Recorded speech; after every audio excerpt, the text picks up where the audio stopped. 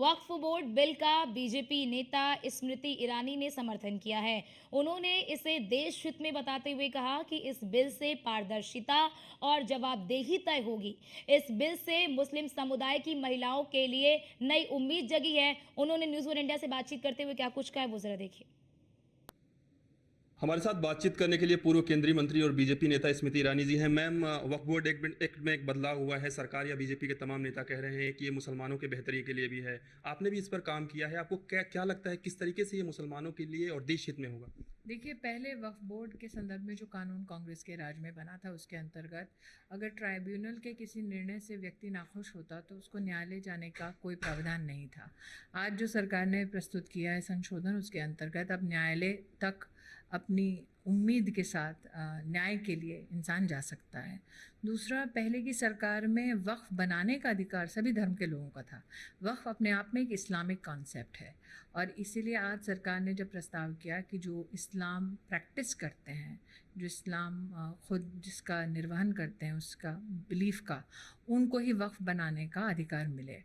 वक्फ board पर महिलाओं को सम्मिलित करने का सरकार का जो प्रयास है वो अपने आप में अभिनंदनीय है।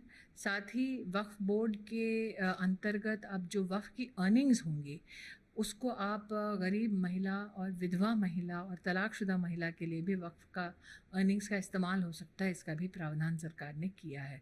तो ऐसे कई विषय हैं जिस पर विस्तार से सरकार की ओर से चर्चा हुई है आज सदन में, और सरकार का प्रस्ताव कि जेपीसी का गठन हो, ये भी सराहना के योग्य है, क्योंकि सरकार की मंशा ये है कि पहले भी स्टेक होल्डर्स से चर्चा करने के बाद ही संशोधन लाए गए।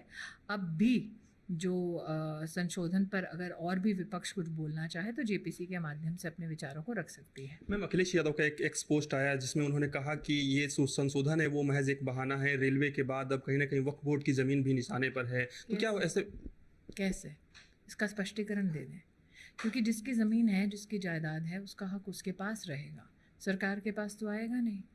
और अगर आप पेज 7 पढ़ें जो संशोधन प्रस्तुत किया गया, उसके अंतर्गत सरकार ने स्पष्ट रूप से ये प्रावधान किया है, भारत सरकार का या प्रदेश सरकार का कोई भी मंत्री बोर्ड पर नहीं रहेगा। बोर्ड के ऊपर कौन रहेंगे? मुस्लिम समाज के लोग रहेंगे, और जो ऑफिसर्स सर्व कर रहे हैं, जो वक्फ का काम देख रहे हैं, वो रह सकते हैं।